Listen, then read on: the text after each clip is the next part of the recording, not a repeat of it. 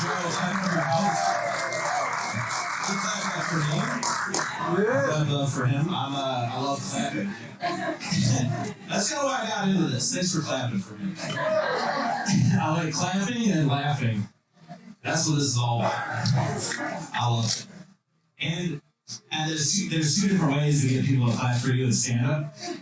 You could either just like ask people to clap like I did, or you could also just say something everyone likes. Everyone will clap when you do that. I remember the first time I saw it, I was at a show and the comedian said, "Fuck vegans." And everyone was like, "Yeah, I hate them." Everyone started clapping and the whole crowd. I was like, "Damn, I'm gonna try that shit." So I got up there, I was like, "Let's stop human trafficking." Crickets. I was like, God damn it, another pro-slavery crowd. Why do they always vote me for these? I was kind of bummed too. At the time, I was a vegetarian, so it felt like when they said "fuck vegans," I like knew everyone would hate me too. You know, I don't know. You got any vegetarians here? Yeah, you guys are all right. Let me say this. I became a vegetarian in Indiana. It was crazy. People would tell me "fuck you" to my face, like they'd be like, "Hey, oh, you don't eat meat because you're a bitch? Like, you eat the cum of a guy?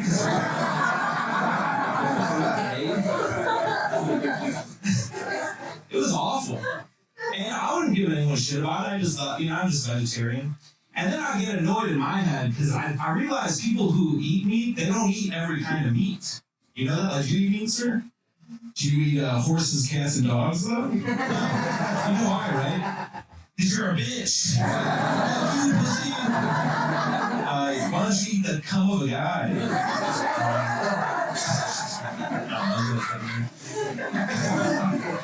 See, they draw a line just like me, It's different animals. How about this? Would you eat a human baby? I think that's me, What if though the baby is like, it's got like a very good sauce? It's got like Anthony Bourdain's last sauce.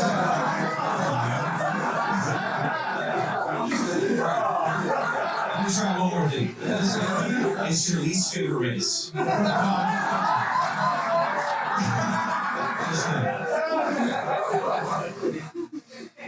What did you say, Egyptian? He didn't say that. This guy's actually nice. Cool guy. Yeah, I grew up in Indiana. It was rough. I don't drink now, and I don't eat meat, so nobody likes me. But I started drinking when I was like 14. Drinking and smoking in Indiana. That was the move. Anybody start drinking young like me? Hell yeah. How young? 15, pretty good. We're cool. The people who don't admit it, they're lame, like, it's actually good to start young. Because you gotta pour some alcohol on your brain before it fully grows. You know what I mean? You don't want to get too smart. That's what happened to Ted Kaczynski, the Unabomber. He didn't drink enough as a kid. Me and we can't make clowns. The math is too advanced. We would steal all the booze from our parents. That was the first way I got drunk, yeah. Steal it, and then I would drink it in the woods on a couch. And then this would light the couch on fire, and spend the next week looking for a new couch. And that was the most purpose I've ever had in my life. That was the best part of my life. And eventually, we replaced all the booze in my mom's house with food coloring and water, and so we started doing this other thing. We call it a hey mister. Have you ever heard of that? Like, it's when you wait outside the liquor store and then you just ask strangers about your booze. Yeah. You just don't have the fancy name, but you know it. You know it. Hey mister is, yeah, so, and not everyone will buy you booze. Nobody should, right? You have to be in a certain place to buy kids booze, right? Like your life has to be really bad. Like everything's not working out for you. You wait till you see a guy who looks like everything's falling apart, and that's the guy you ask. And they'll buy you booze because when they were kids, they used to do the same thing as you, and now they don't have anything. They have no legacy, right? They're adults now, and when they were kids, they used to buy booze like that So they buy you booze, and then you grow up to become them. You know? And that's their way of having kids. Because they got nothing else. So we used to do the hey mister a lot. Or get your, you get your friends, cousin's uncle to buy you booze, some guy. I still laugh about this one guy we got to buy his booze. Like, 30s white guy, he rode up on a BMX bike. He had like Kanye West kids' names tattooed on him. He looked like Pete Davidson, except for real, you know? Movie back in the day. This guy bought his booze, and I still laugh about it because he goes, hey, if you kids tell anybody I bought you booze, I'll murk you. Which is like, it's like 2006 hip-hop for kill. Murk, you know?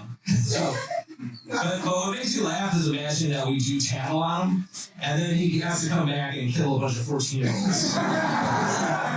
And he has to keep his promise. That'd be the worst thing, to have to kill a bunch of 14-year-olds. But no, the craziest one ever is, alright, so I'm from like Northwest Indiana, like by Gary. So I used to go to Gary a lot to get booze. That was the murder capital of the country back in the day. Hell yeah, dude. It's like number 10 now. They need to work on it. Back when I was growing up, it was number 1 for murder and having Michael Jackson's birthplace. And we'd go there and we'd ask people to buy us booze. And there was this one night we get this 40-year-old guy to buy us booze. And he comes out with 30-pack of Busch Ice. That's what we asked for. Hell yeah, Busch Ice. You ever had Busch Ice? It's good. It's got ice built into it. And he's like, I'll give you this beer, but I can't give it to you here in the parking lot because then everyone will know that we did something illegal. So let me just give me my car and I'll give it to you in there. We're 15, yeah. And we're like, dude, that's smart. Yeah, we don't get in trouble. We get in the back of his car, and he's like, well, if I just give you the beer here and you get out, it's the same thing. Everyone will know that I bought you booze. And we're like, God damn, dude, you think of everything. Hell yeah. He's like, let me drive you down the road a little bit. So he backs out and he starts driving. And then it gets tense in the car. Yeah, everything starts figuring out in our head. You won't be in the murder capital or stranger. And I think you could tell we were nervous because he broke the silence. He goes, you boys been fucking tonight?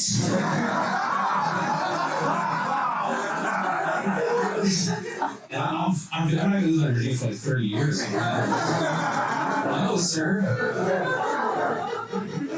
And he's like, oh, you all smell like pussy. And then he dropped us off. We were fine.